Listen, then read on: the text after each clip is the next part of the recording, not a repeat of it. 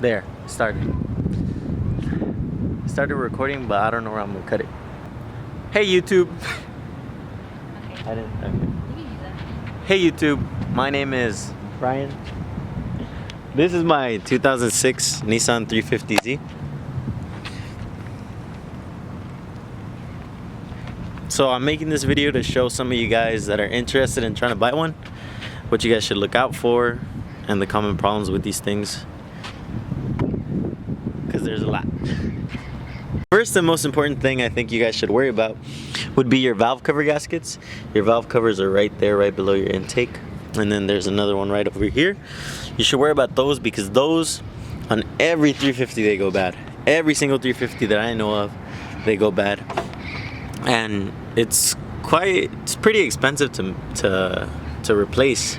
The gasket itself isn't too expensive. It's like 35 bucks at AutoZone, but the labor is really expensive.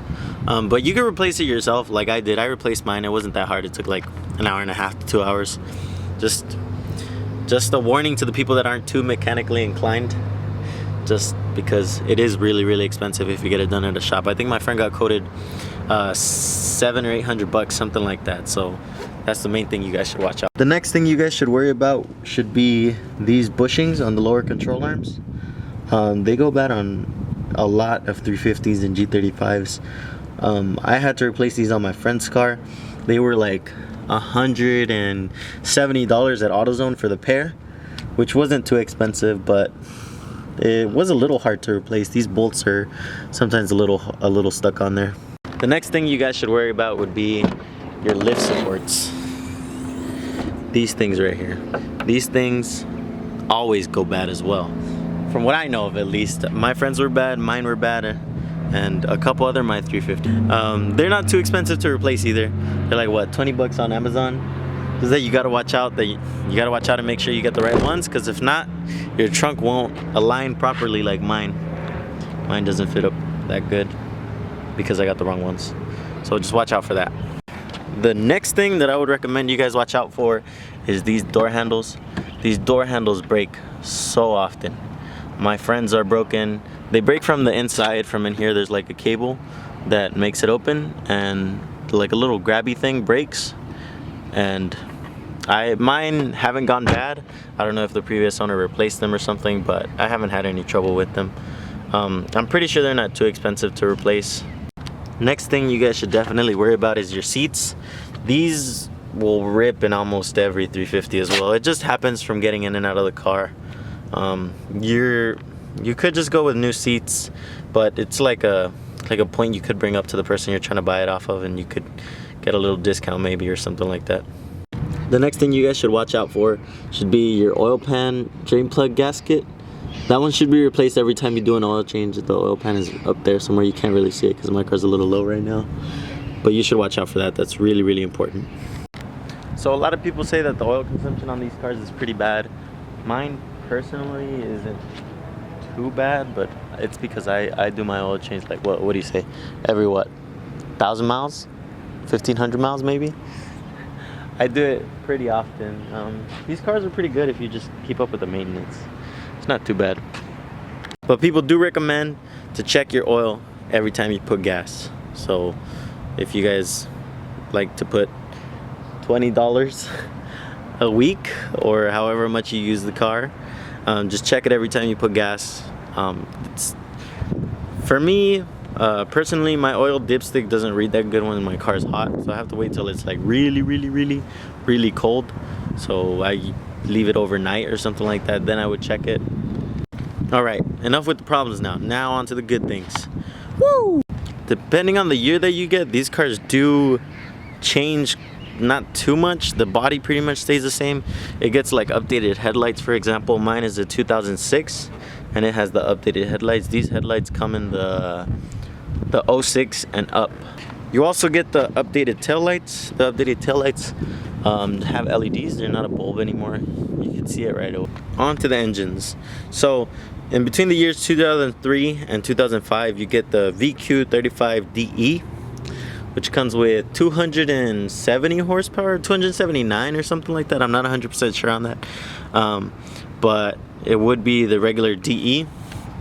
Then in the 06 manual only, comes with the VQ35 DE rev up. A quick way to tell if you have a rev up or a DE is by looking at your RPM gauge, I guess. A regular DE will stop at 6,500 RPMs and a rev up will stop at 7,000 RPMs. Now we go on to the Big Daddy engine. So the Big Daddy engine would be the VQ35 HR. The HR, it's like a completely different engine. I'm not sure what the specifics are, but the DE has 280 horsepower, like I said. The rev up has around 300, and the HR has around 305, something like that, around there. The main way you would be able to tell if you do have an HR would be the dual intakes. Instead of being like this, all janky and shit, all whack, you would have one intake right there and another one right over there. So that's how you know if you got a Big Daddy one. Along with the dual intakes, you also get another extra 500 RPMs from a DE rev up, I mean. So basically, DE 6,500, rev up 7,000, HR 7,500. Now we're gonna be talking about the models that she's taking pictures over there. The different models of these cars. Mine is an enthusiast.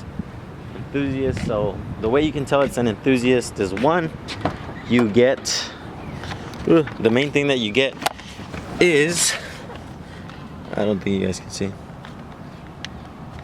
My bad, I had to turn up the brightness a little bit, but like I was saying, you get traction control. So along with traction control, you get an LSD. Then there's two more models. There's the track edition and the touring model. The touring model is basically just the luxury edition. You get like leather seats with some like buttons right here to control the heat from the seats. And then you get the track edition. The track edition, I think it just comes with like Brembos and a little bit more performance and stuff like that. Then there's the biggest daddy of them all. There's the Nismo. The Nismo, you get like a cool gauge, well, a cool cluster. It's like white and stuff. One more thing I think you guys should be worried about in these cars, it would be your gas mileage. Gas mileage is not the best. As you can see, I get 12.7 miles to the gallon. So my gas tank doesn't last me too long, so I put gas probably like once a week if I fill it up. You also got to look at that check engine light. There's a really common problem on these. Well, it's not too common, but basically you get a check engine light and it's like a certain code. Mine is well, I have a check engine light at the moment. It's P2A03, and it's for an oxygen sensor. It's on the driver's side on the headers. I changed that. I changed it like 3 times, and the code has not gone away.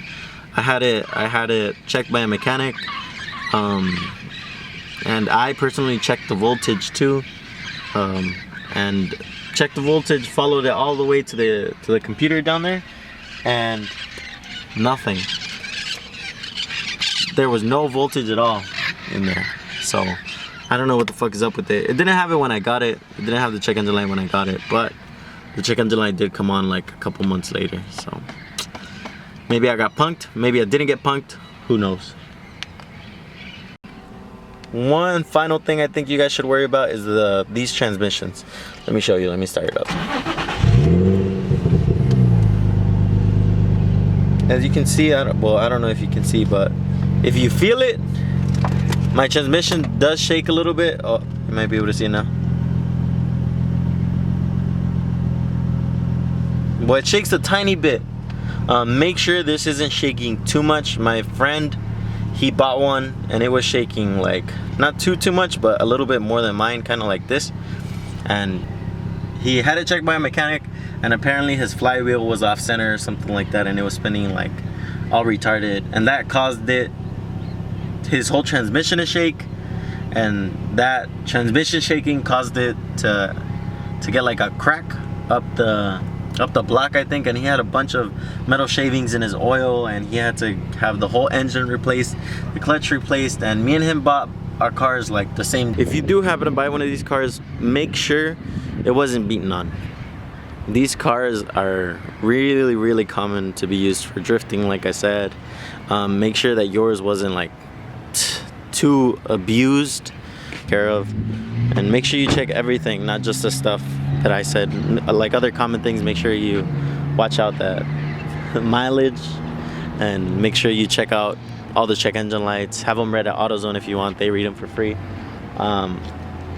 Check out any airbag lights or anything like that. Just watch out, be sure, take care of yourself. You don't want to get punked. That is it for everything that I think you guys should worry about.